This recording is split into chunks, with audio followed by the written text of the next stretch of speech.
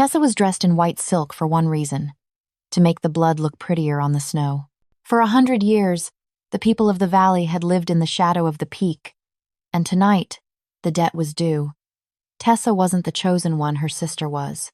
But Tessa was the one walking into the blizzard, her wrists bound in silver, offering herself to the monsters so the sun would rise again.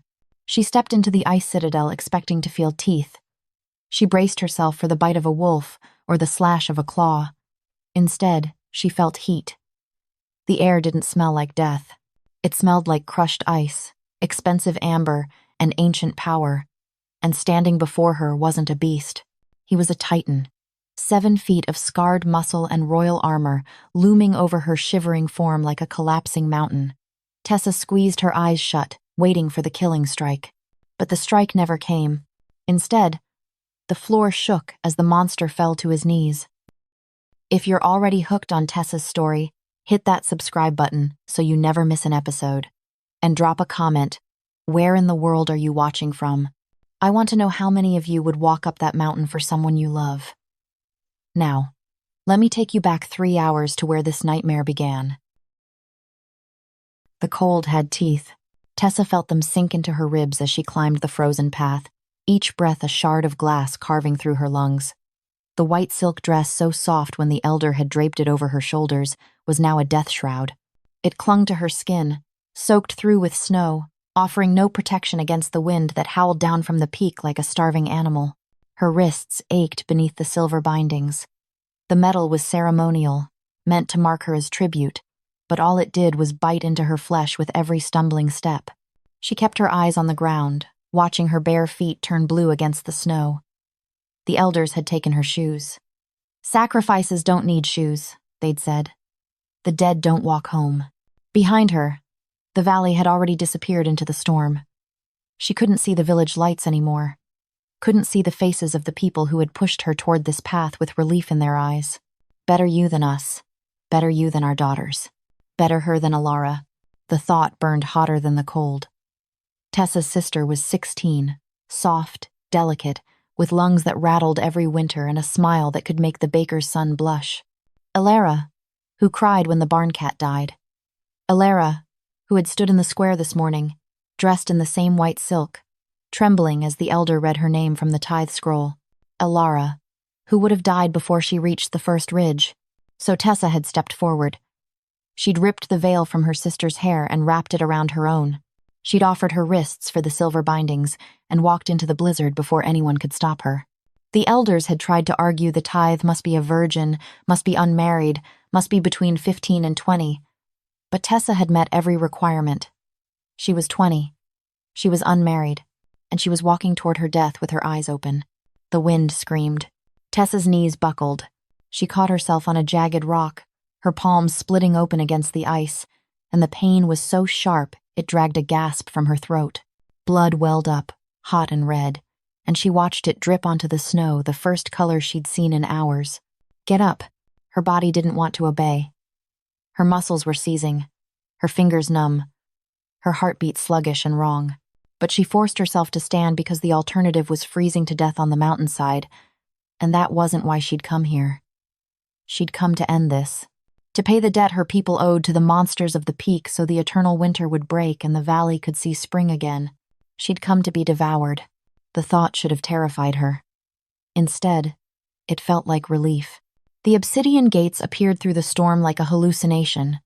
They were massive, 30 feet tall, carved from black stone that gleamed like oil even in the dark. Ancient runes crawled across the surface, glowing faint blue, and the air around them hummed with power. Tessa stared up at them, her vision blurring, and realized she couldn't feel her legs anymore. This is it. She opened her mouth to call out, to announce herself, but her voice cracked and died in her throat. The cold had stolen it. The cold had stolen everything. She was nothing but a shivering girl in a blood-stained dress, standing at the threshold of a nightmare. The gates groaned. The sound was deep, grinding, like the mountain itself was waking up. Tessa's heart lurched. She tried to step back, but her legs locked, frozen in place, and all she could do was watch as the obsidian gates swung open, revealing not a courtyard, not a den of bones, but a corridor of polished black stone lit by blue flame. and standing in the center of that corridor was him. The cold disappeared. Tessa felt it like a physical shock the moment she crossed the threshold. The wind died, the ice melted from her skin, and the air shifted from cutting to warm. She sucked in a breath, and it didn't hurt. It tasted like crushed glaciers, expensive amber cologne, and something older than the mountain itself. It tasted like him. He was enormous. 7 feet of scarred muscle and cold, ancient power, wrapped in black armor that looked like it had been forged from the same obsidian as the gates. His shoulders were broad enough to block out the corridor behind him, his hands gods. His hands were the size of her skull, and his face was carved from stone and shadow, sharp jaw, brutal scars, eyes the color of a winter sky, pale and inhuman, locked onto her like she was the only living thing in the world. Tessa's breath caught. She should have been afraid. She should have screamed, or run, or begged, but all she could do was stare at him, her mind struggling to process the size of him, the weight of his presence, the way the blue flames dimmed when he stepped forward, as if even fire bowed to him. He stopped 3 feet away. His eyes raked over her, the torn dress, the silver bindings, the blood on her hands, and something shifted in his expression. Not anger, not hunger. Something worse. Shock. You. His voice was gravel scraping over ice, low and rough, and it vibrated through her bones. You walked here. Tessa's mouth opened, but no sound came out. Her tongue was still numb from the cold. The Titan's gaze dropped to her bare feet, and his jaw clenched so hard she heard his teeth grind. When he looked back up, his pale eyes were blazing. Where are your shoes? The question was so absurd, so human that Tessa almost laughed. But the sound died in her chest because the Titan was moving, closing the distance between them in 2 massive strides, and she realized too late that she couldn't move. Her legs were shaking. Her vision was swimming. The warmth that had felt like salvation 30 seconds ago now felt like a cruel joke, because her body was thawing, and with the thaw came the pain. Her knees buckled. The Titan caught her before she hit the ground. His hands, those massive, terrifying hands, wrapped around her waist, and Tessa's ribs creaked under the pressure. She gasped, her fingers scrabbling weakly at his armored chest. But he wasn't hurting her. He was holding her, cradling her against him like she was made of glass, his grip firm but trembling, and the heat radiating from his body was so intense it made her skin prickle. Fragile, he muttered, and the word sounded like a curse. He shifted her weight, one arm sliding beneath her knees, lifting her off the ground as if she weighed nothing. Gods! You're freezing! Tessa tried to speak, but her teeth were chattering too hard. All she could do was stare up at him, at the brutal lines of his face, at the way his pale eyes kept darting down to her as if he expected her to shatter in his arms. He inhaled. The sound was sharp, deliberate, and Tessa felt his entire body go rigid. His nostrils flared, his pupils dilated, and when he exhaled, the breath came out ragged, almost desperate. Cinnamon? He whispered. His voice cracked. Old books? Warm skin? Tessa's heart stuttered. He's smelling me. You're not. He stopped, his jaw working, and then he tilted his head back and roared. The sound was deafening. It echoed through the corridor, shaking the walls, and Tessa flinched against his chest as the blue flames flared brighter. She didn't understand. She didn't understand any of this. She'd been sent here to die, to be torn apart by monsters, but this Titan wasn't tearing her apart. He was holding her like she was precious. Footsteps thundered down the corridor. 2 more figures emerged from the shadows, both of them just as massive as the first. The one on the left was built like a battering ram broad, scarred, with wild dark hair and eyes that glowed faint orange. He smelled like worn leather, steel, and blood orange, sharp and aggressive, and when he saw Tessa in the first Titan's arms, he snarled. What the hell is that? The tribute, the first Titan said, his voice tight. She's freezing, Malix. She walked the entire path in. He stopped, his gaze dropping to her bare feet, and his expression twisted into something murderous. She has no shoes. Malix's snarl cut off. He stepped closer, his nostrils flaring as he inhaled her scent, and his eyes widened. She smells like life, the third Titan said. He was leaner than the other two, tall and sharp-edged, with silver-streaked hair and eyes the color of smoke. His scent hit Tessa like a slap-dried sage, burning parchment and ozone, electric and strange, and when he looked at her, his gaze was clinical, curious. He moved closer, his fingers lifting toward her face, and the first Titan growled, "Don't touch her, Vane." Vane's hand paused an inch from her cheek. "I'm just checking her temperature, Caspian. She's human. She's fragile.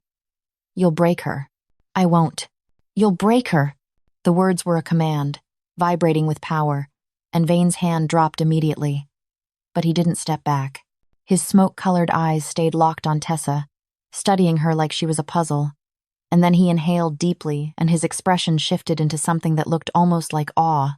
"She's warm," Vane murmured. "Caspian. Look at your hand." Caspian, the first Titan, the one holding her, glanced down and froze. Tessa followed his gaze. His right hand was wrapped around her waist, his fingers splayed across her ribs, and where his skin touched the white silk of her dress, the gray was fading. The stone-like texture that had covered his knuckles was receding, turning back into flesh, and the cracks along his fingers were sealing shut. He stared at it like he was watching a miracle. "Heat," Malix breathed.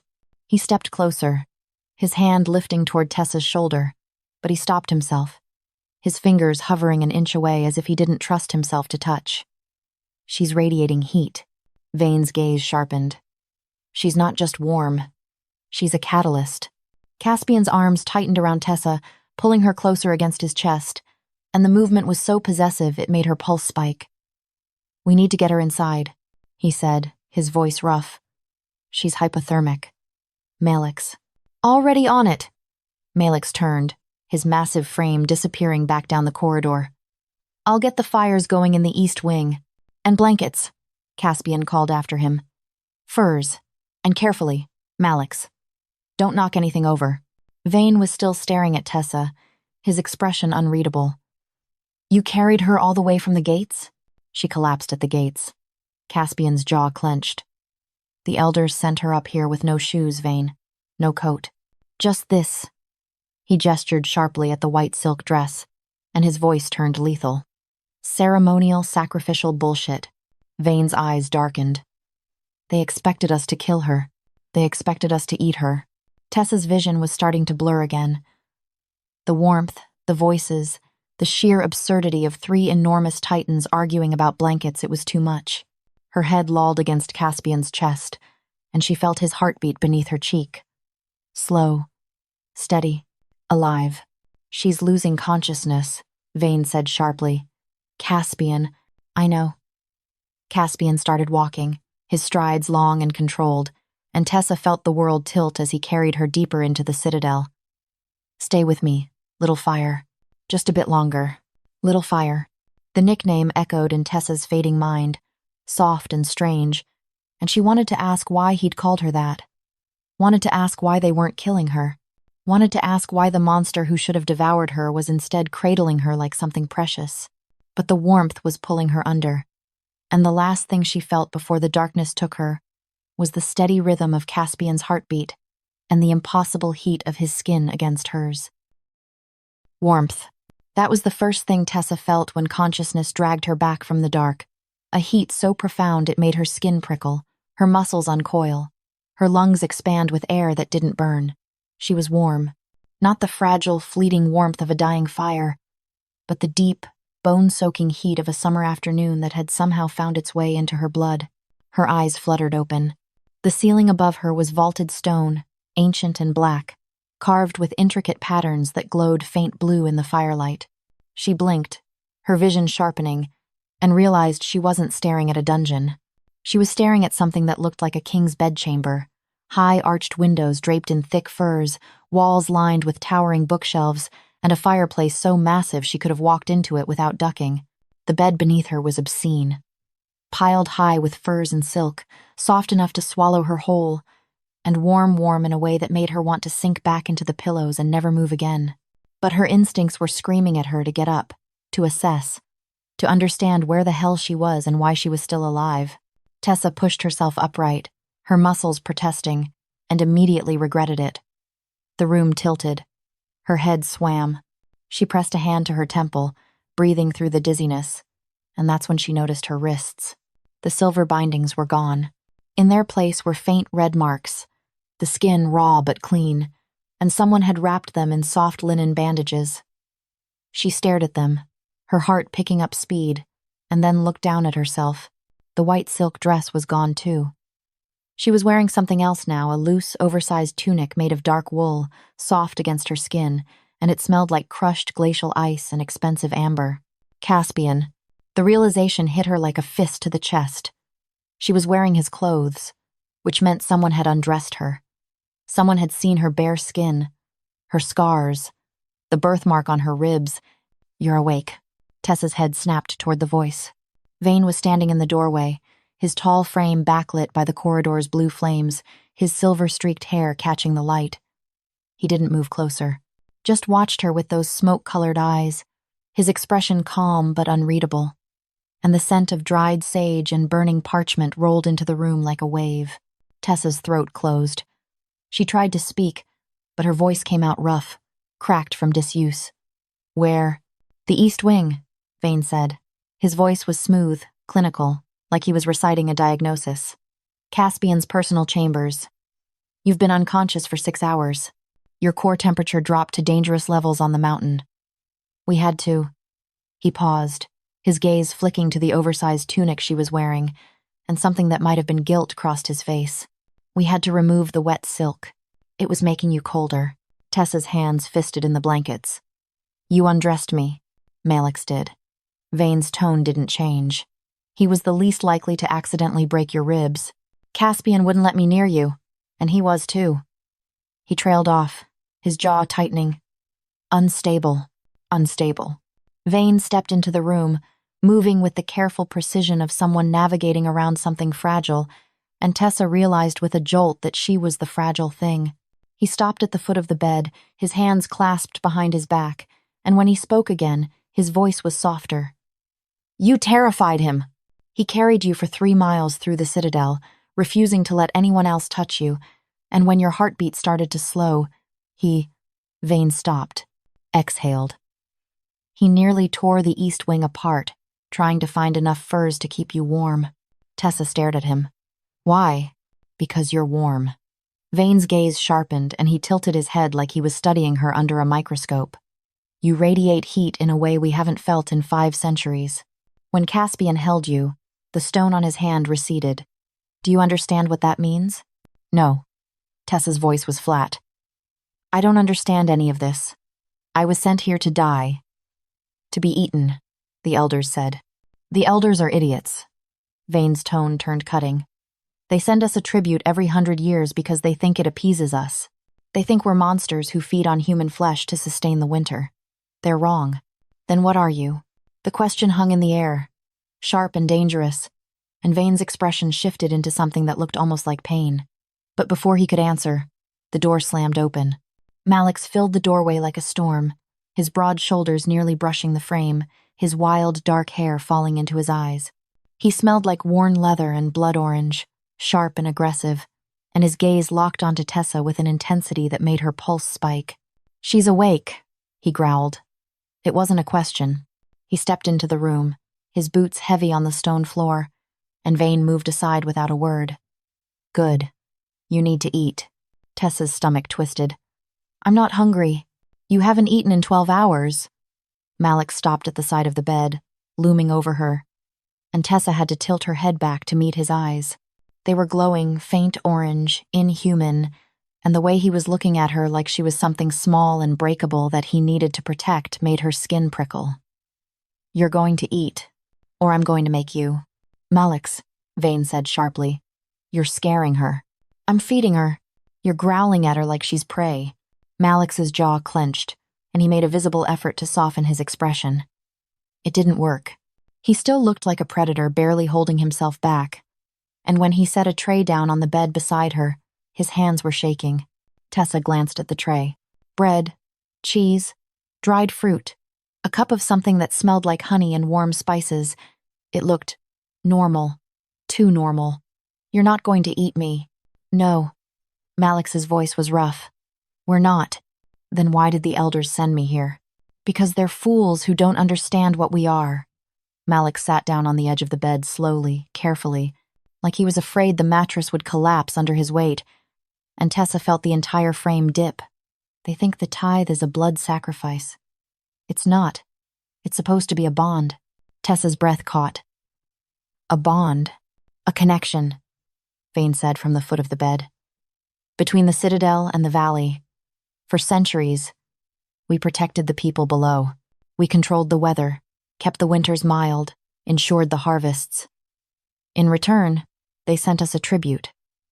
Someone who would live here, with us, and anchor the magic. But 100 years ago, the bond broke. The tribute they sent. He stopped, his expression darkening. She was terrified. She ran.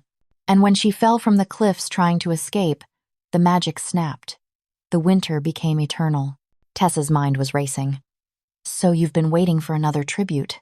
We've been dying, Malik said bluntly. He held up his hand, and Tessa's stomach dropped. His fingers were gray, cracked. The skin looked like stone, rough and lifeless, and when he flexed them, she heard the grinding sound of rock scraping against rock. We're turning to stone, little scholar. From the inside out. And you, he lowered his hand, his gaze burning into hers. You're the first person in a century who's made it stop. Tessa ate because she didn't know what else to do. The bread was warm, the cheese sharp, and the drink tasted like liquid fire honey and cinnamon and something herbal that made her head feel clearer. Malik's watched her the entire time, his orange eyes tracking every bite, and when she finally set the cup down, he exhaled like he'd been holding his breath. Good, he muttered. He stood, the bed creaking under the shift of his weight, and looked at Vane.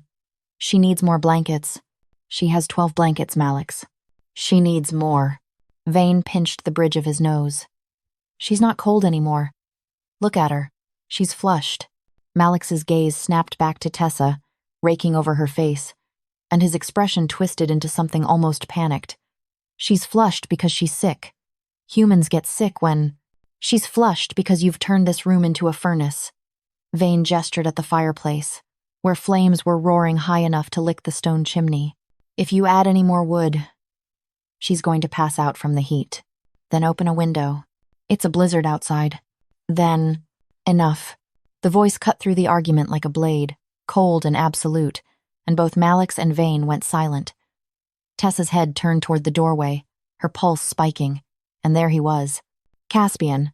He looked different in the firelight. Less like a monster and more like a king. Broad-shouldered and brutal, his black armor replaced with a simple tunic that did nothing to hide the sheer size of him. His pale eyes found hers immediately, and the relief that flashed across his face was so raw it made her chest tighten. You're awake, he said quietly. He stepped into the room, his movements controlled, deliberate, and the scent of crushed ice and amber rolled over her like a wave. How do you feel? Tessa's throat was dry. Confused. Caspian's mouth twitched, not quite a smile, but close. That's fair.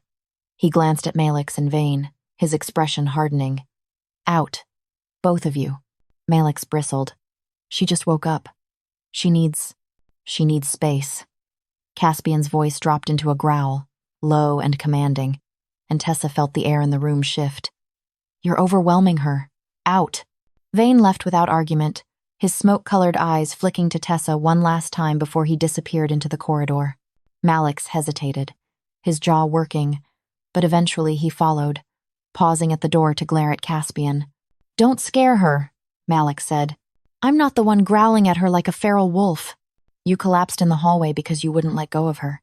Caspian's expression went blank, and Malik smirked before disappearing into the shadows. The door clicked shut, and suddenly the room felt smaller, quieter. Tessa was alone with the Titan who had carried her through a blizzard, and she had no idea what to say. Caspian moved to the chair beside the bed, a massive thing built for someone his size, and sat down with a control that made her think he was afraid of breaking it. He rested his elbows on his knees, his hands clasped, and when he looked at her, his pale eyes were softer than she'd expected. I owe you an apology, he said. Tessa blinked. For what? For not meeting you at the gate sooner. For letting you walk that path alone. His jaw tightened. The ward should have alerted us the moment you stepped onto the mountain, but the magic is failing. By the time I felt the disturbance, you were already at the obsidian gates. Freezing. Barefoot. His voice turned lethal. They sent you up here to die. I know. Tessa's hands twisted in the blankets. That was the point. The elders said the tithe had to be willing, that the sacrifice had to walk into death with open eyes or it wouldn't appease the monsters. Caspian flinched like she'd struck him. We're not monsters. Then what are you?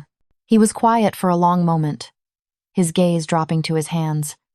Slowly, he unclenched his fists and held them up for her to see.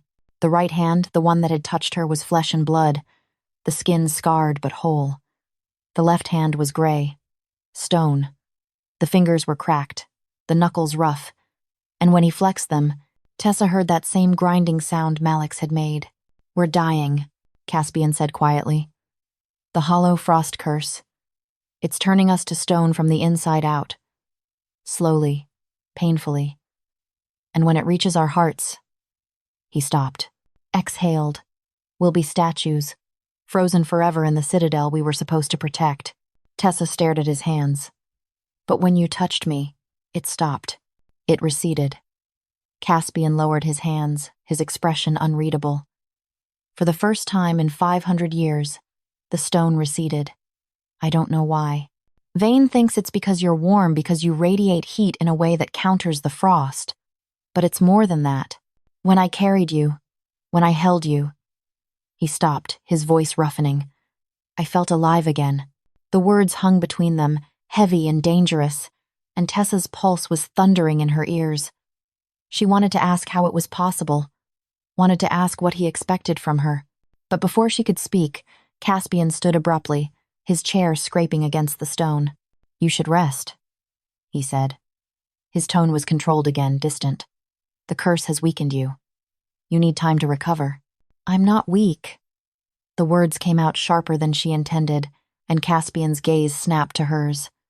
I walked up that mountain because I chose to. I didn't collapse because I'm fragile. I collapsed because your people sent me to die in a blizzard with no shoes. Something flickered in Caspian's eyes, surprise, maybe, or approval. You're right. You're not weak. He moved toward the door, his hand resting on the handle, and then he paused, looked back at her. But you are small, breakable, and if we're not careful, we will hurt you. So forgive us if we treat you like glass, little fire. We don't know how else to keep you alive. He left before she could respond. Tessa didn't sleep. She lay in the oversized bed, surrounded by furs and firelight, and stared at the ceiling until her eyes burned. Her mind wouldn't stop racing. The Titans weren't monsters. They were cursed. And somehow, impossibly, she was the key to breaking that curse. But that didn't make sense. She was nobody, a village scholar who spent her days cataloging books and her nights reading by candlelight. She wasn't special. She wasn't magic. So why did her touch heal them? The question gnawed at her, relentless, until she couldn't stand it anymore. She threw off the blankets and swung her legs over the side of the bed, her bare feet hitting the cold stone floor. The oversized tunic hung to her knees, and she tugged it down, her heart pounding, and then stood. The room didn't spin. Her legs held. Good. She moved to the door and pressed her ear against the wood, listening. Silence. No footsteps. No voices. Slowly, she eased the door open and peered into the corridor. The citadel was a labyrinth of black stone and blue flame, massive and empty, and the air smelled like ancient power and frozen earth. Tessa stepped into the corridor, her bare feet silent on the stone, and started walking. She didn't have a plan. She just needed to move, to see, to understand what kind of place she'd been brought to. The corridors branched and twisted, leading her deeper into the citadel, and with every turn, the temperature dropped. The warmth of Caspian's chambers faded, replaced by a cold that bit at her skin, and Tessa wrapped her arms around herself, shivering. She should have gone back, should have stayed in the bed where it was safe, but she didn't. Because ahead of her, at the end of a long, dark corridor, there was a door, and it was open. Tessa's instincts screamed at her to turn around, but her feet kept moving, carrying her toward the doorway, and when she stepped through, her breath caught. It was a gallery, massive and circular, with a domed ceiling carved from obsidian, and the walls were lined with them. Statues, dozens of them, maybe 100. All of them, titans enormous, 7 feet tall, frozen mid-motion with expressions of agony carved into their stone faces. Some were reaching out, their hands outstretched. Others were collapsed on their knees, their heads bowed, and all of them had the same gray, cracked skin that Tessa had seen on Caspian's hand. Her stomach turned. They're beautiful, aren't they? Tessa spun, her heart leaping into her throat, and there was Caspian standing in the doorway, his pale eyes locked on the statues, his expression unreadable. He moved into the gallery, his boots echoing on the stone, and stopped beside one of the frozen titans. A female. She was tall, regal, with her hand pressed to her chest as if she'd been trying to claw the stone out of her own heart. "This is Leora," Caspian said quietly. She was Vane's sister, a healer.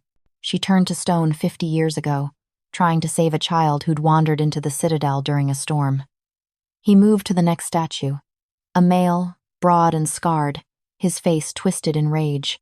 Theron, Malix's blood brother. He turned during the last battle with the Frost Wraiths, fought until his sword arm locked mid-swing. Tessa's throat closed. How many? 214. Caspian's voice was flat.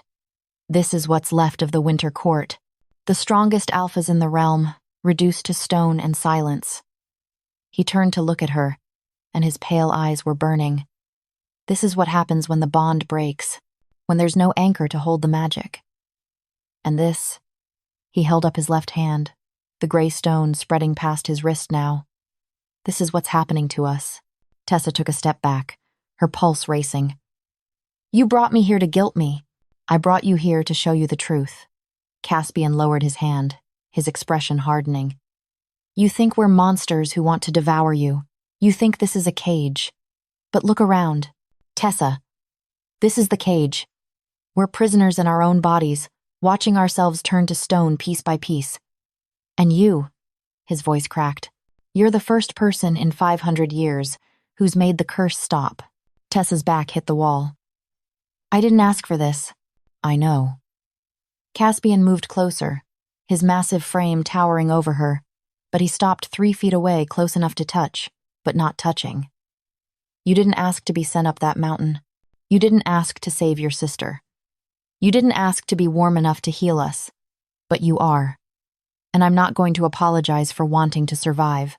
What do you want from me? Tessa's voice broke. You want me to stay here? To warm you like a fireplace? Caspian's jaw clenched. I want you to understand that we're not going to hurt you. We're not going to eat you or lock you in a dungeon or drain you dry. We just... He stopped, exhaled, and when he spoke again, his voice was soft, almost desperate. We just want to feel alive again, even if it's only for a little while. Tessa stared at him, at the way his stone-cracked hand was trembling, at the raw, aching hope in his eyes, and something in her chest twisted. I need air, she whispered. Caspian stepped aside immediately, his expression shuddering. The doors are warded. You can't leave the Citadel without one of us. Tessa's blood went cold. So I am a prisoner. You're protected. Caspian's voice turned hard. The mountain is crawling with frost wraiths and ice drakes. If you step outside these walls without an escort, you'll be dead in minutes. I'm not keeping you here because I want to cage you, Tessa. I'm keeping you here because I don't want to find your frozen corpse in the snow. He turned and walked out of the gallery, his footsteps echoing into silence.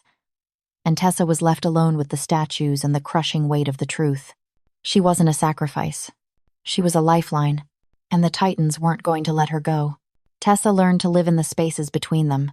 The first 3 days were a careful dance, her staying in Caspian's chambers, them bringing her food and books and checking on her like she was made of spun glass. Malix would appear at dawn with breakfast, his orange eyes tracking her every movement, his jaw clenched like he was holding back a growl. Vane would arrive in the afternoons with tea and questions, his clinical gaze studying her like she was a puzzle he needed to solve. And Caspian came at night, when the fires burned low and the cold crept back into the stone. and he would sit in the chair by her bed and simply watch her.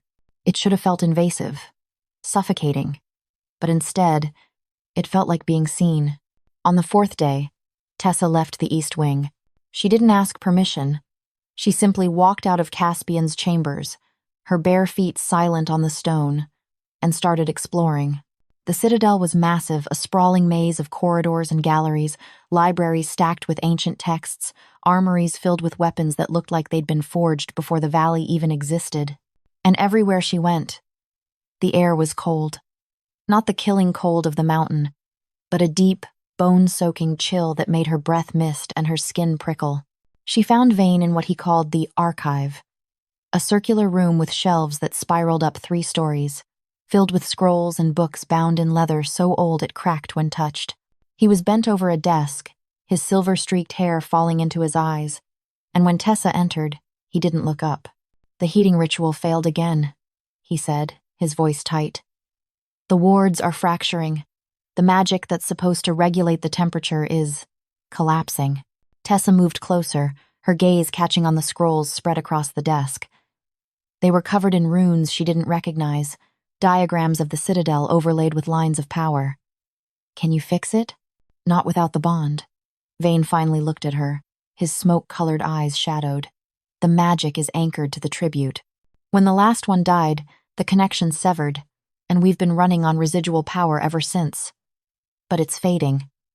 In another year, maybe 2, the Citadel will freeze completely, and we'll be statues long before that." Tessa's chest tightened. "What if I stayed?" Vane went still. "What?" "What if I stayed?" The words tumbled out before she could stop them. "You said the bond needs an anchor, that the tribute is supposed to live here. What if I agreed to that?" Vane stood slowly, his expression unreadable. "You don't understand what you're offering. Then explain it to me. The bond isn't just proximity, Tessa. It's not just living in the same building." He moved around the desk, his movements careful, controlled. "It's a soul bind, a magical tether between you and the Citadel, between you and us. It would make you immortal, but it would also tie you here forever. You couldn't leave. Not without killing us and yourself in the process." Tessa's pulse stuttered. "Forever. Forever." Vane's voice softened. "And it would require contact. Regular, sustained contact.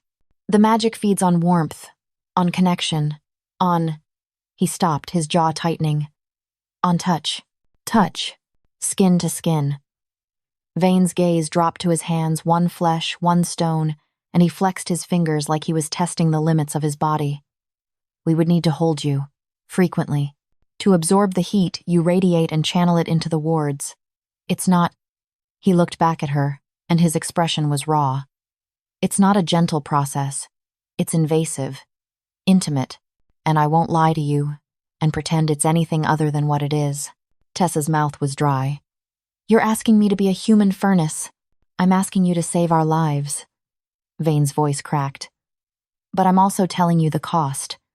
Because if you agree to this, there's no going back. And I need you to understand that before you make a choice you'll regret." Tessa stared at him, at the desperate honesty in his eyes, at the way his stone-cracked hand was trembling, and something in her chest, something she didn't want to name, ached. "Show me," she whispered. Vane's breath hitched. "What?" "Show me what it means. The contact. The feeding." She stepped closer, her heart pounding. "I need to know what I'm agreeing to." Vane didn't move. For a long moment, he just looked at her, his smoke-colored eyes searching hers. And then he nodded, slowly, carefully. He raised his right hand, the one that was still flesh, and held it out, palm up. An offering. Tessa placed her hand in his. The heat was immediate. She felt it rush up her arm, a golden warmth that radiated from her skin into his, and Vane gasped. His fingers closed around hers, gentle but desperate, and she watched as the gray stone on his left hand began to recede, slowly, inch by inch, the cracks sealing, the rough texture smoothing back into scarred flesh. "Gods!" Vane breathed. His voice was shaking. You're burning." Tessa felt it too. A pull, like something deep in her chest was unspooling, flowing out through her skin and into him. And it didn't hurt. It felt right, like her body had been waiting for this, like she'd been built for this exact purpose. Vane's grip tightened, and his eyes fluttered shut. You have no idea what this feels like. Tell me. Like, he stopped, his breath coming faster. Like I've been frozen for 500 years, and you're the first spark of fire I've felt. Like I'm waking up after centuries of sleep. Like, his voice broke. Like I want to pull you closer and never let go. Tessa's pulse was thundering. Then do it. Vane's eyes snapped open, and the hunger in them made her breath catch. But he didn't move, didn't pull her closer. Instead, he released her hand like it burned him and stepped back, his chest heaving. No, he said hoarsely. Not like this. Not when you don't fully understand. Not when... He stopped, his jaw clenching. Ask Caspian. He'll explain better than I can. He left before she could respond, his footsteps echoing into the archive's silence, and Tessa was left staring at her hand at the warmth still tingling across her palm and wondering what the hell she'd just agreed to. She found Caspian in the training yard, a massive open courtyard carved into the mountainside, overlooking the valley below.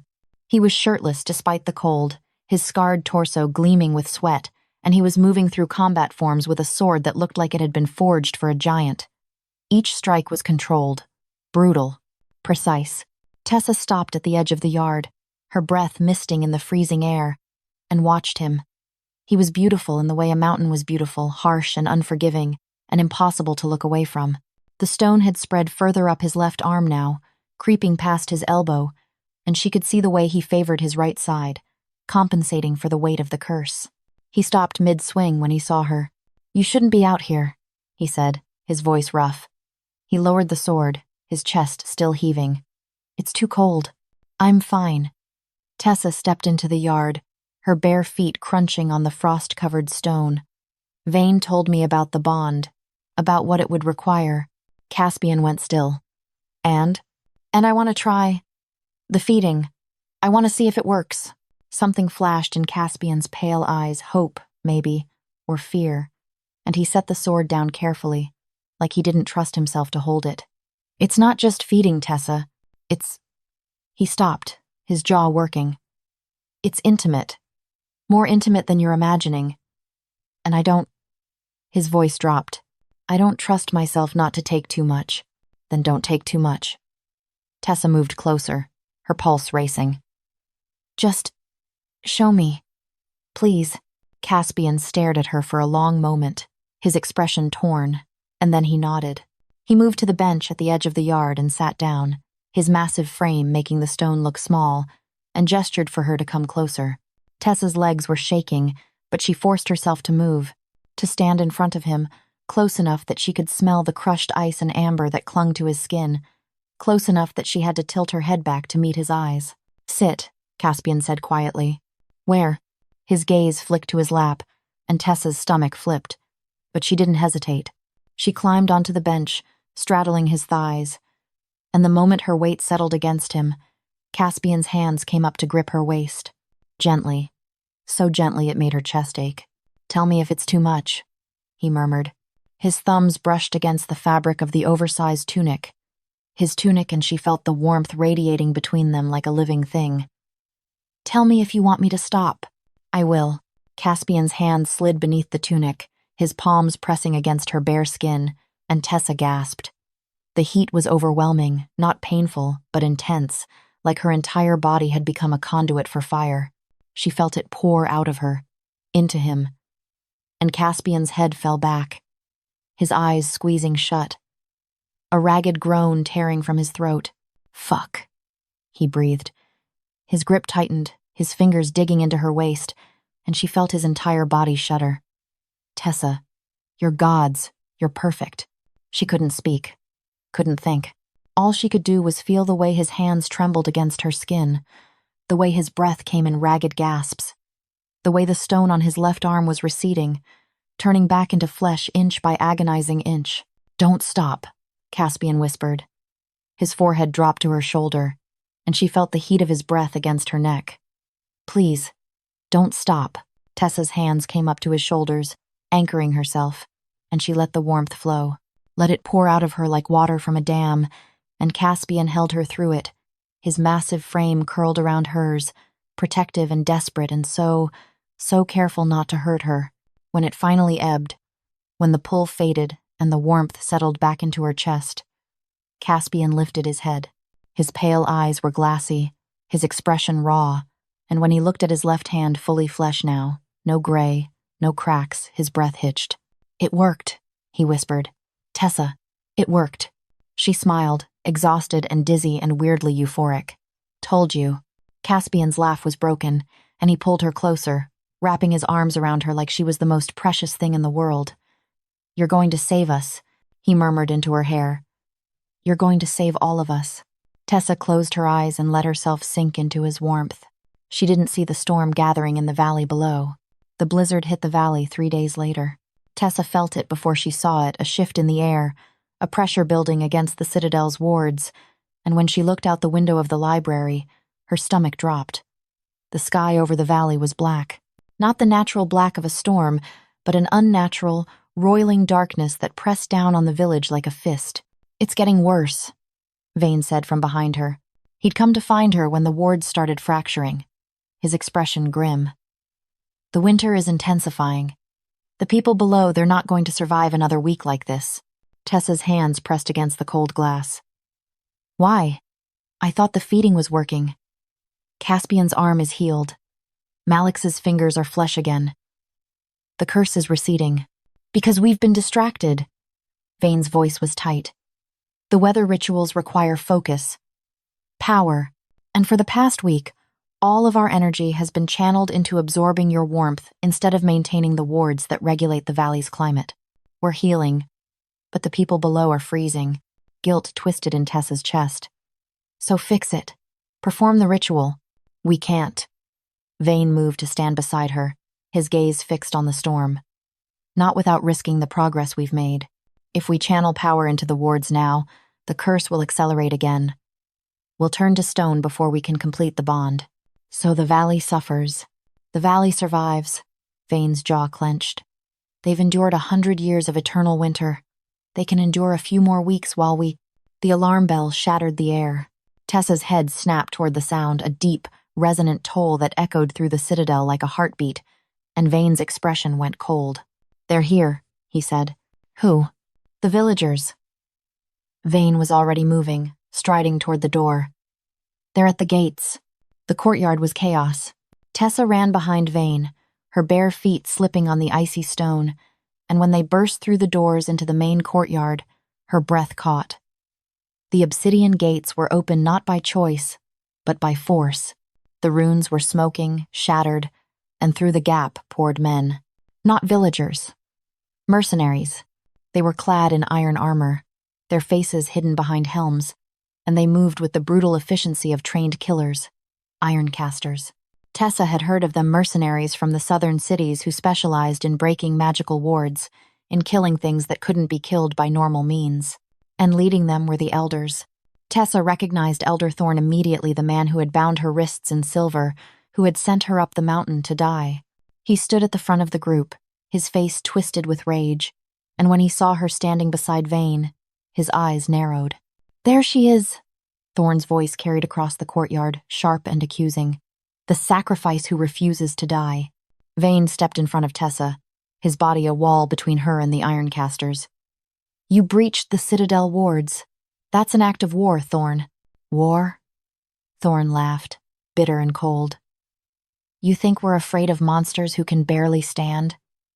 Look at you half turned to stone, clinging to life by draining a girl's warmth. You're pathetic. Leave." Vane's voice dropped into a growl. "Now, before I forget the oaths that bind me to your people, we're not leaving without her." Thorn pointed at Tessa, and the Ironcasters shifted, their hands moving to the weapons at their belts. "The winter is worse. The crops are failing. Children are dying. And it's because the sacrifice didn't work. She's supposed to be dead, but instead she's here, playing house with monsters." Tessa's blood turned to ice. "You want to kill me. We want to fix this." Thorn's expression was cold. The old texts say the tithe must be willing, must walk into death with open eyes, but you didn't die.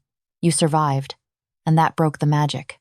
So we're going to finish what should have been done a week ago. We're going to spill your blood on the altar, and the winter will end. No. The word was a snarl, and Malix appeared from the shadows like a nightmare made flesh. His orange eyes were blazing, his fangs bared, and the scent of worn leather and blood orange rolled over the courtyard like a wave. "You're not touching her!" Thorn's hand lifted, and the iron casters surged forward. Malix moved like a storm. Tessa had never seen anything like it, the sheer, brutal speed of him, the way his body shifted and twisted, claws extending from his fingertips, his roar shaking the stone beneath her feet. He hit the first iron caster like a battering ram, his claws tearing through armor like it was parchment, and blood sprayed across the snow. The mercenaries scattered, shouting commands, raising weapons. But Malix didn't slow. He was a whirlwind of teeth and claws and rage, and every swing was lethal. An iron caster lunged at him with a sword, and Malix caught the blade with his bare hand, the iron sizzling against his skin, and ripped the weapon from the man's grip before driving his claws through the mercenary's chest. "Malix!" Vane's shout was desperate. "Don't kill them all. We need answers. They came for her." Malix's voice was barely human, guttural and savage, and he hurled the body aside like it weighed nothing. They don't get answers. They get death.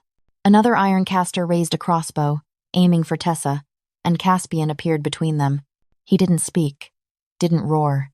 He simply moved one massive hand closing around the crossbow and crushing it into scrap metal, the other hand gripping the mercenary's throat and lifting him off the ground. The man choked, his legs kicking, and Caspian's pale eyes were glacial.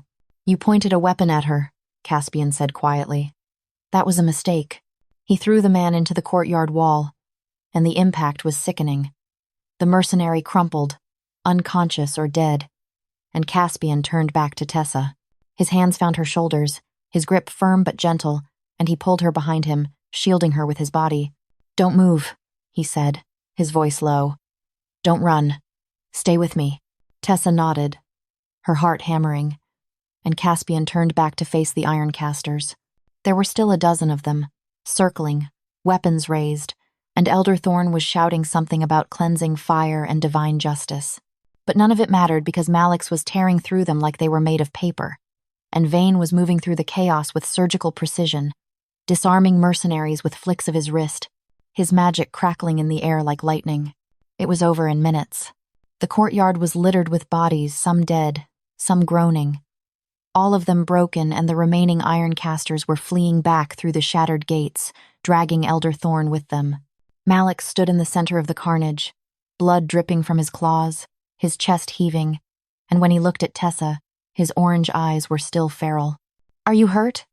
His voice was rough, barely controlled. "No." Tessa's voice shook. "I'm fine. Good." Malix's claws retracted slowly, his hands flexing, and he looked down at the blood coating his skin like he was seeing it for the first time. "Good." Caspian's hands were still on Tessa's shoulders, his grip trembling, and when she looked up at him, his expression was raw. "They tried to kill you," he said quietly. "They came into our home and tried to kill you. I know. They'll come back." Vane appeared beside them, his smoke-colored eyes dark. "Not today. Maybe not tomorrow. But they'll come back. And next time, they'll bring more iron casters. More weapons. They won't stop until you're dead, or we're statues." Tessa's chest tightened. "So what do we do?" Caspian's jaw clenched. "We finish the bond, tonight, before they have a chance to attack again." Vane's gaze sharpened. "Caspian, she's not ready. She's dying if we don't." Caspian's voice turned lethal. "You saw them. You heard Thorn. They think her blood on an altar will end the winter. They're not going to stop until she's a corpse. So we bind her to the Citadel. We make her immortal. And we make damn sure no one can ever take her from us again." Tessa looked between them at Malix, still covered in blood, his eyes burning with protective fury. At Vane, his expression torn between logic and desperation. At Caspian, his hands trembling on her shoulders, his pale eyes begging her to say yes, and she realized she'd already made her choice, days ago. The moment Caspian had knelt before her in the Citadel. The moment Vane had shown her the statue gallery. The moment Malix had fought an army to keep her safe. She wasn't a prisoner. She was theirs. Do it, Tessa whispered. Bind me. Tonight. Caspian's eyes closed, relief flooding his expression, and he pulled her into his chest, his arms wrapping around her like he'd never let go. Thank you, he breathed into her hair. Thank you. Tessa closed her eyes and let herself believe that she'd made the right choice. Even as the storm outside grew darker, even as the valley below screamed for her blood, Caspian collapsed 30 seconds after the iron casters fled. Tessa felt it before she saw it, the way his hands on her shoulders suddenly went rigid, the way his breath hitched sharp and wrong, and then his weight was falling, his massive frame tilting forward like a mountain losing its foundation. Caspian! She tried to catch him, her hands scrabbling against his chest, but he was 7 feet of solid muscle and she was nothing. He would have crushed her if Malix hadn't appeared, his blood-slicked hands gripping Caspian's shoulders and hauling him upright. I've got him. Malix's voice was tight, strained. Vane now. Vane was already moving, his smoke-colored eyes sharp and clinical as he pressed his fingers to Caspian's throat, checking his pulse. His heartbeats erratic. The exertion from the fight, it accelerated the curse. He pulled back Caspian's tunic, and Tessa's stomach dropped. The stone had spread. It wasn't just his left arm anymore. The gray, cracked texture was crawling across his chest like frost on a window, creeping toward his heart in jagged, branching lines. She could see it pulsing beneath his skin, spreading with each labored breath, and the sight of it made her throat close. No, Tessa whispered. No, he was healed. His arm was... The feeding reversed the surface damage, Vane said sharply. But the curse is rooted deeper. In his core. And when he fought, when he channeled that much power into protecting you... He stopped, his jaw clenching. It drained him. The curse is compensating. Accelerating. Malix's grip on Caspian tightened, his orange eyes blazing. How long? Vane was silent for a beat too long, and that silence was an answer in itself. Hours. Maybe less. Fuck. Malix's voice cracked. We need to get him to the chamber. Now. They moved as one Malix hauling Caspian's weight across his shoulders, Vane leading the way through the Citadel's corridors, and Tessa running behind them, her bare feet slapping against the freezing stone. Her mind was screaming. Caspian had saved her. He'd thrown himself between her and a crossbow, had shielded her with his body, had fought an army to keep her safe. And now he was dying because of it. The chamber was deep in the heart of the Citadel, a circular room carved from black obsidian, the floor etched with glowing blue runes that pulsed like a heartbeat. The air smelled like ozone and ancient magic, sharp and electric. And when Malix laid Caspian down on the stone altar in the center, the runes flared brighter. Caspian's eyes were closed, his breathing shallow. The stone had reached his collarbone now, creeping up his neck in thin, vein-like cracks, and Tessa felt something in her chest break. Do something, she said, her voice shaking. Vane, do something. I can't. Vane's hands were moving over the runes, his fingers tracing patterns that made the light shimmer, but his expression was bleak. The curse is too deep. It's wrapped around his heart, Tessa. If I try to extract it manually, it'll kill him. Then what do we do? Vane looked at her, and the desperation in his smoke-colored eyes made her pulse spike. The soul bind. It's the only thing strong enough to reverse this. But it's not. He stopped, his voice roughening. It's not what we planned. We were supposed to ease you into it, take our time, make sure you understood the cost. But Caspian doesn't have time. Tessa's hands fisted at her sides. Then do it now. You don't understand. Vane moved closer, his tall frame looming over her, and his scent dried sage and burning parchment was laced with something raw. Fear. The soul bind isn't gentle. It's not a ritual you walk into unprepared. It will burn you, Tessa. It will rewrite your entire essence, tie you to the Citadel, to us, in ways that can never be undone. You'll feel everything we feel. Our pain, our hunger, our... He stopped, his jaw working. Our need. And it's permanent. Once it's done, you can never leave, never return to your human life. You'll be ours, Forever. Tessa stared at him, at the anguish carved into his sharp features, at the way his hands were trembling. And then she looked past him, at Caspian lying on the altar, his chest barely rising, the stone creeping closer to his heart with every passing second. I don't care, she whispered. Vane's breath hitched. Tessa, I don't care. Her voice was stronger now, steady. I don't care about the cost. I don't care about the pain. I don't care if I can never go back to the valley. She stepped closer, her gaze locking with Vane's. He saved my life. You all did, and I'm not going to stand here and watch him turn to stone because I was too afraid to save him back. Malix made a choked sound from where he stood beside the altar, his blood-orange scent thick with grief and something that might have been hope. You mean that? Yes. Even knowing you'll be bound to us? Malix's voice was rough. Even knowing you'll never be free? Tessa looked at him at the way his massive frame was hunched over Caspian's body like he was trying to shield him from death itself. At the orange glow of his eyes dimmed with fear, and something in her chest ached. I'm already not free, she said quietly. I haven't been free since I walked up that mountain. Since I stepped into this citadel and you all decided I was worth saving. Since Caspian carried me through a blizzard, and Vane showed me the truth, and you fought an army to keep me alive. Her voice cracked. I don't want to be free. I want to be yours. The silence that followed was deafening. Vane's expression shattered, and he turned away, his shoulders rigid, his hands clenching into fists. Malix's breath came out ragged, and when he looked at her, his orange eyes were glassy. You're sure, Malix said.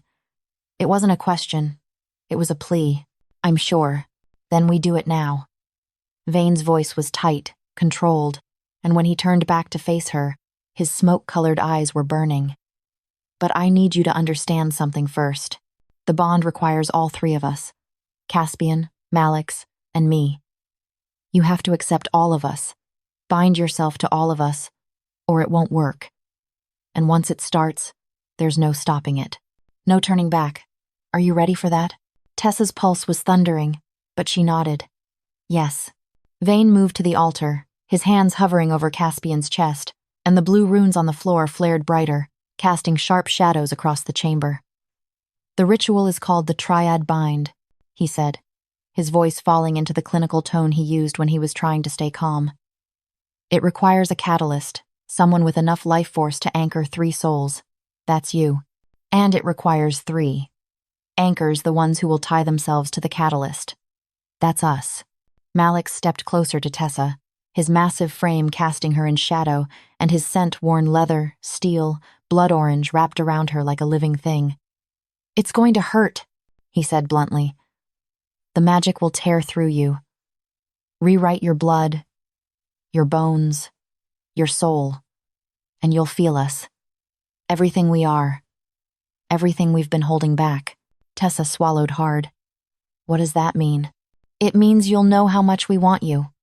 Malix's voice dropped, rough and low. How much we've wanted you since the moment you stepped through those gates.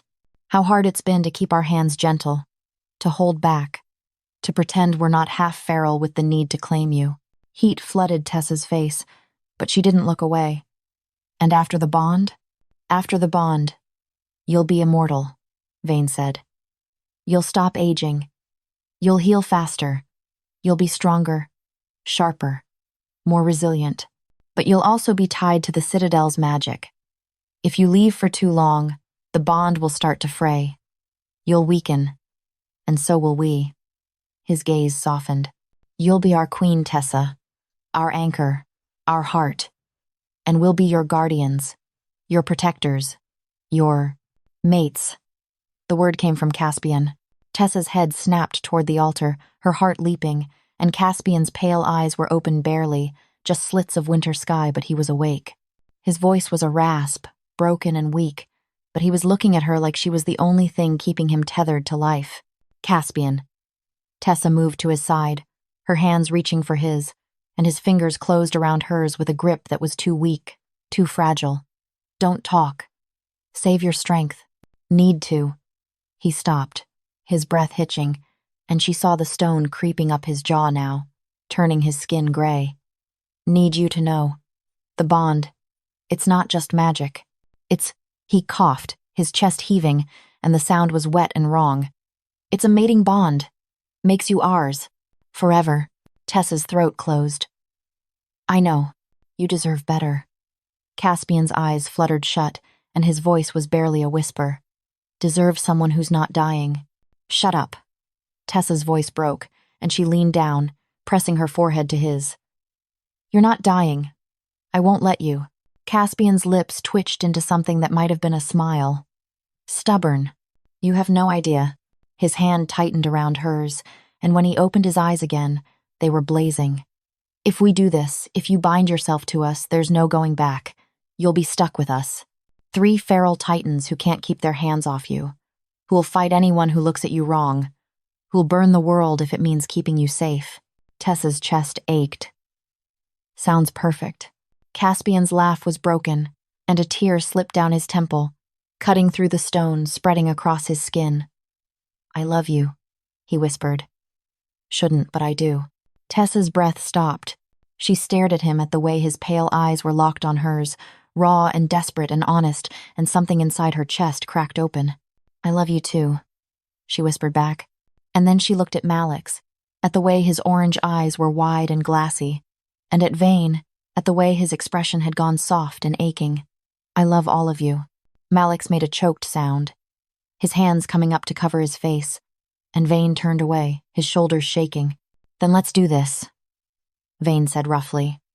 Before I lose my nerve. The ritual required blood. Vane explained it clinically how the triad bind needed a physical anchor, a way to tie their essences together, and the easiest method was through shared blood. A cut on each of their palms, pressed together, the magic channeled through the contact. Tessa didn't hesitate. She held out her hand, and Vane produced a small blade from his belt obsidian, carved with runes, humming with power. He pressed the edge to her palm, and she felt the sharp sting as it sliced through skin. Blood welled up, hot and red, and Vane's jaw clenched as he cut his own palm with the same blade. Malix went next, his massive hand dwarfing the knife. And then Caspian Vane had to help him, had to hold his wrist steady because the stone had locked his fingers, and when all 4 of them had bleeding palms, Vane positioned them around the altar. Tessa in the center, he said. Hands out. We'll press our palms to yours, and the runes will do the rest. Tessa stepped onto the altar, her bare feet cold against the obsidian, and Caspian was lying beneath her, his chest barely rising. She knelt beside him, her heart hammering, and held out her hands. Vane took her right hand, his smoke-colored eyes locked on hers. Malix took her left, his orange gaze burning, and Caspian reached up with his one working hand and pressed his bleeding palm to her chest, right over her heart. The runes exploded. Light blinding, golden, searing erupted from the floor, spiraling up the walls, engulfing them in a vortex of magic that felt like being set on fire. Tessa screamed. She couldn't help it. The pain was overwhelming, tearing through her veins like molten glass, rewriting every cell, every breath, every thought. She felt Vane's hand tighten on hers, felt Malix's claws dig into her skin, felt Caspian's palm burn against her chest like a brand. And then she felt them. Vane's mind sharp and brilliant and terrified, 1,000 calculations running at once, trying to control the magic, to keep it from consuming her. Malix's heart wild and fierce and protective, a snarling beast that would tear the world apart to keep her safe. Caspian's soul broken and desperate and so relieved, clinging to her like she was the only thing keeping him alive. The bond snapped into place. Tessa felt it like a physical click, 3 golden threads wrapping around her heart, tying her to them, and them to her. And suddenly she could feel everything. Their pain, their hunger, their love. It poured into her like a flood, drowning her, overwhelming her. And she was burning, burning, burning. And then the stone on Caspian's chest shattered. The gray texture cracked, splintering into 1,000 pieces, and golden light poured out from beneath it, washing over his skin and turning it back to flesh. The cracks sealed. The stone receded, and Caspian gasped, his back arching off the altar, his hand pressing harder against her chest as if he could pull her into him. Tessa, he choked out, and his voice was strong again, alive again. God's Tessa, The light faded. Tessa collapsed forward, her forehead pressing against Caspian's chest, and she felt his arms come up around her strong, whole, alive. Malix's hand was still gripping hers, his breathing ragged, and Vane's fingers were trembling against her skin. It worked, Vane whispered. His voice was shaking. It actually worked. Malix's laugh was broken, half-sob, and he pulled Tessa into his chest, crushing her against him. "You're ours," he breathed into her hair. "You're ours." Tessa couldn't speak, couldn't think. All she could do was feel the bond humming in her chest, warm and golden and right, and the three of them wrapped around her like she was the most precious thing in the world. She wasn't a sacrifice anymore. She was their queen, and they were hers. Tessa couldn't breathe. The bond was still burning through her veins, golden fire racing through every nerve, every cell, rewriting her from the inside out. She was kneeling on the altar, Caspian's arms wrapped around her waist, Malix's hand gripping her shoulder, Vane's fingers still pressed against her palm, and she could feel them. Not just their touch, but their souls. Three presences anchored to her heart, humming with life and warmth and desperate, overwhelming relief. Caspian's chest was heaving beneath her cheek, his skin warm and whole, no trace of gray anywhere. She pulled back to look at him, her hands trembling as they traced the path where the stone had been up his arm, across his chest, along his jaw, and he caught her wrist, his pale eyes blazing. "I can feel you," he whispered, and his voice was rough with awe. "Inside me, your warmth, your heartbeat, I can feel you too." Tessa's voice shook. It was true. She could feel the steady rhythm of his pulse syncing with hers, could feel the way his relief was so profound it made her eyes sting. "All of you. All." Malix's hand tightened on her shoulder, his orange eyes wide. "You're glowing."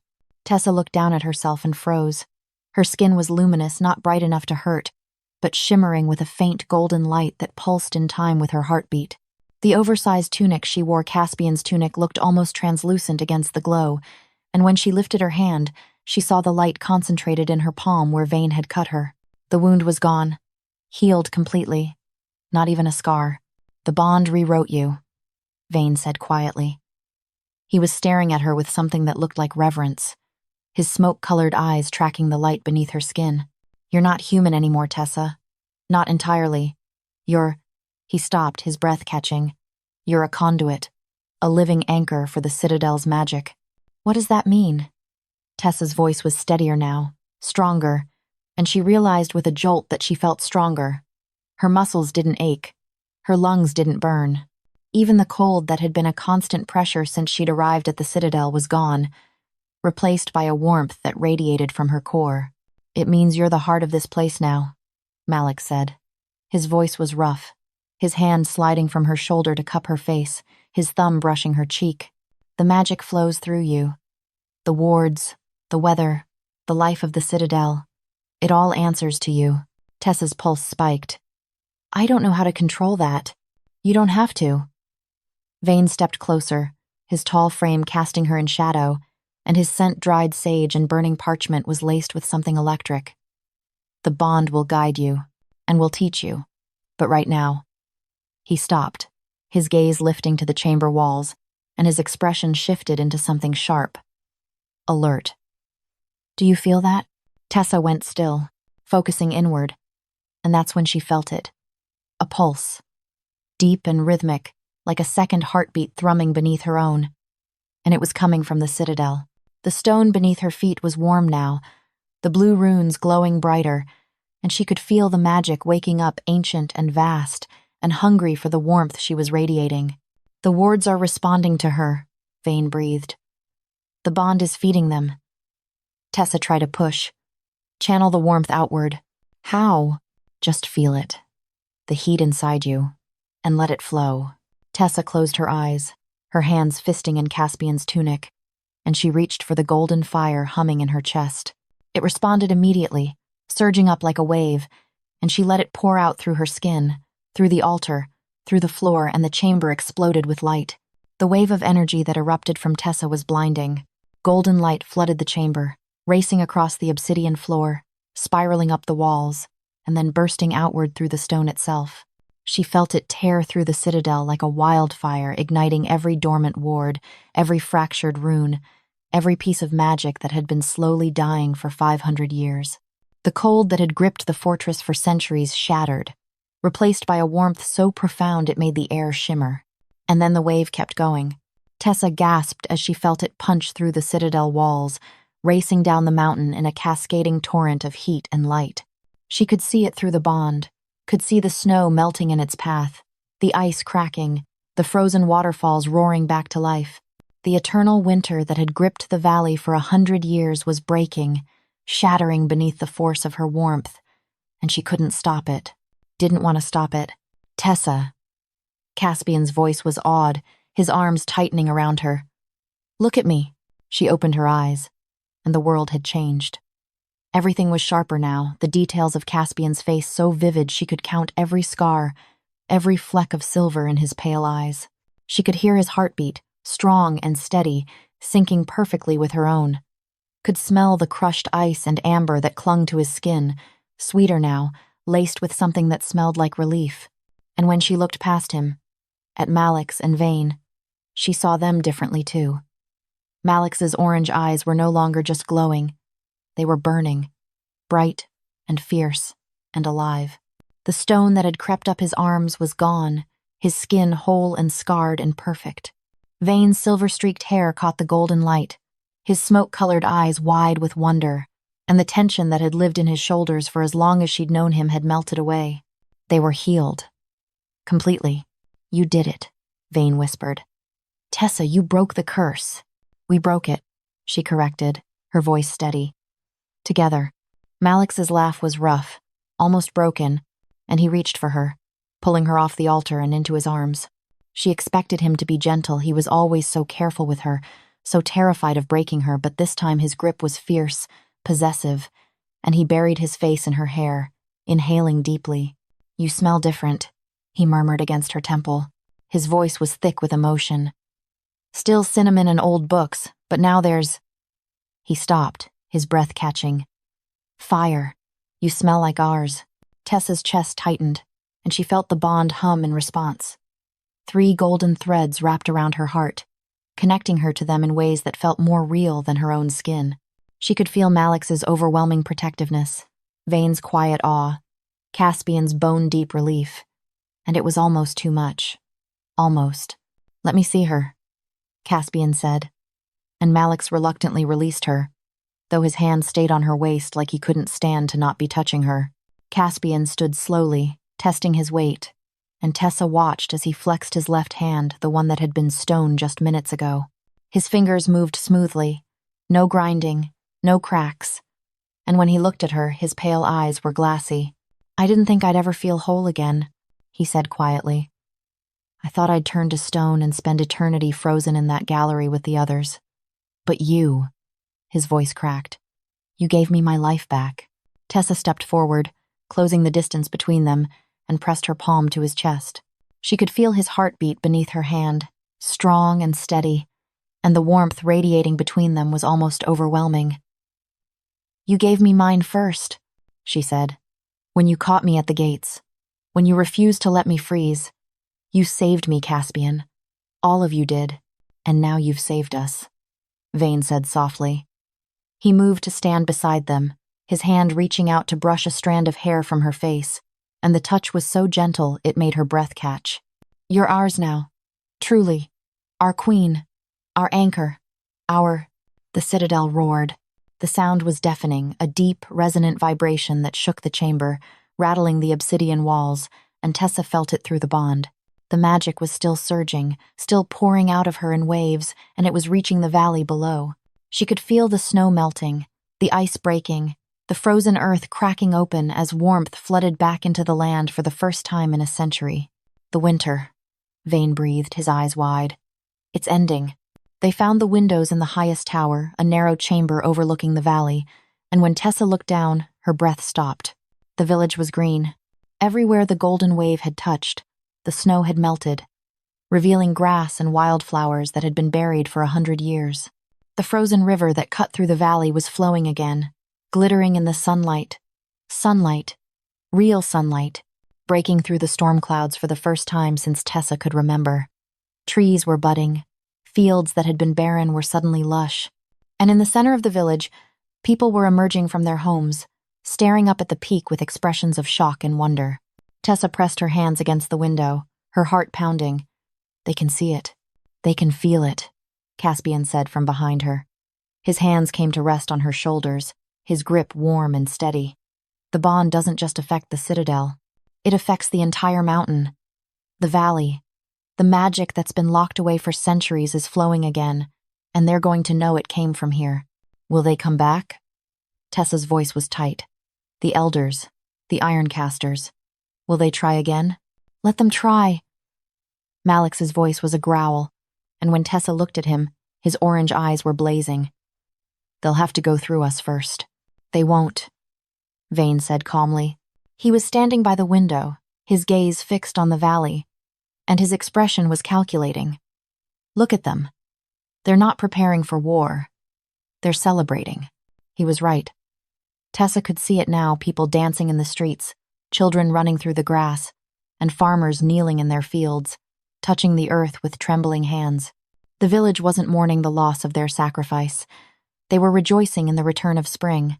A horn sounded from below, deep and resonant, the signal for a gathering, and Tessa watched as the villagers began to converge on the square. Elder Thorn was there, his face pale and drawn, and beside him were the few ironcasters who had survived Malix's rampage. They were battered, bloodied, and when they looked up at the citadel, their expressions weren't filled with rage. They were filled with fear. They know they made a mistake, Vane murmured. They tried to kill the one thing that could save them, and now they're terrified we'll retaliate. Will we? Tessa asked quietly. Caspian's hands tightened on her shoulders. That's not our decision to make. It's yours. Tessa turned to look at him, her pulse spiking. Mine? You're the queen, Caspian said simply. The bond flows through you. The magic answers to you. And the valley. He gestured to the window. The valley is yours to protect or punish. We'll follow your lead. Tessa looked at Malix, at the way his jaw was clenched, his hands fisted like he was ready to tear down the mountain if she asked. Then at Vane, at the quiet trust in his smoke-colored eyes, and finally back at Caspian, at the way he was watching her like she was the only thing that mattered. They meant it. They would burn the valley to ash if she wanted, would rain vengeance down on the people who had tried to kill her. But Tessa had never wanted vengeance. I want to talk to them, she said. The walk down the mountain was different this time. Tessa wasn't barefoot, wasn't freezing, wasn't stumbling through a blizzard toward her death. She was wearing a gown that Vane had found in the Citadel's archives, deep blue silk embroidered with silver runes, elegant and regal. And it fit her perfectly. Her hair was braided with threads of gold, her skin still shimmering faintly with the bond's light, and when she walked, the three titans flanked her like guardians. Caspian on her right, his black armor polished to a gleam, his pale eyes scanning the path ahead. Malix on her left, his wild hair tied back, his expression fierce and protective, and Vane behind her, his silver-streaked hair catching the sunlight, his presence a constant, steady anchor. They reached the village gates just as the sun touched the horizon, painting the sky gold and pink and impossibly beautiful. The villagers had gathered in the square, hundreds of them, silent and wide-eyed, and when Tessa stepped through the gates, they bowed. All of them. Even Elder Thorn. Tessa stopped, her breath catching, and she felt Caspian's hand brush hers, a silent reassurance. She stepped forward, her chin lifting, and her voice carried across the square with a strength she didn't know she possessed. You sent me to die, she said. The words were steady, clear. You dressed me in white silk and bound my wrists and pushed me up that mountain expecting the monsters to devour me. But they didn't. They saved me. They gave me a choice. And I chose them. The silence was deafening. The eternal winter is over, Tessa continued. Spring has returned because the bond between the citadel and the valley has been restored. But that bond is not unconditional. It requires respect, trust, and understanding. She looked directly at Elder Thorn, her gaze hard. You tried to kill me because you thought my blood would appease your gods. You were wrong. The Titans don't want blood. They want what they've always wanted, a connection, a partner, someone who will stand with them and protect this land. Thorn's face was ashen, but he didn't speak. I am that partner now, Tessa said. I am their queen, and I am your guardian. The valley will prosper under my protection, but if you ever send another tribute to the peak expecting death, I will end that practice myself. Do you understand? Thorn nodded shakily. Yes, my queen. The title sent a shiver down Tessa's spine, but she didn't let it show. She turned to the crowd, her gaze sweeping over the faces of the people who had condemned her, and then softened. The winter is over. Plant your crops, rebuild your homes, live your lives, and when the harvest comes, send your thanks to the Citadel, not in blood, but in grain and fruit and celebration. We will protect you, but you will respect us. A murmur rippled through the crowd, and then someone, a farmer, old and weathered, stepped forward and knelt. Thank you, my queen. One by one, the rest of the village followed. The throne room in the Citadel was ancient and vast, carved from black obsidian and lit by blue flames that danced without heat. The throne itself was massive, built for titans, not humans, but when Tessa sat in it, the stone warmed beneath her, molding to her body like it had been waiting for her all along. Caspian stood on her right, his hand resting on the back of the throne, his pale eyes soft as he looked at her. Malik stood on her left, his arms crossed, his orange gaze burning with pride, and Vane stood before her, his smoke-colored eyes gleaming with something that looked like awe. You were magnificent, Vane said quietly. Tessa smiled. I just told them the truth. You claimed your power, Caspian corrected. His hand moved to her shoulder, his thumb brushing the bare skin of her neck, and the touch sent warmth flooding through the bond. You stood in front of the people who tried to kill you and made them kneel. That's not just truth, Tessa. That's strength. Our strength, Malix added. His voice was rough, but his expression was soft.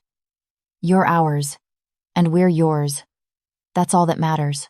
Tessa reached up, her hand covering Caspian's, and she felt the bond hum in response, golden and warm and unbreakable.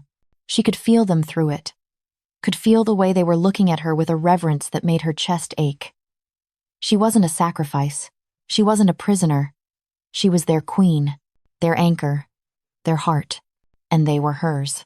Outside the Citadel, the valley bloomed.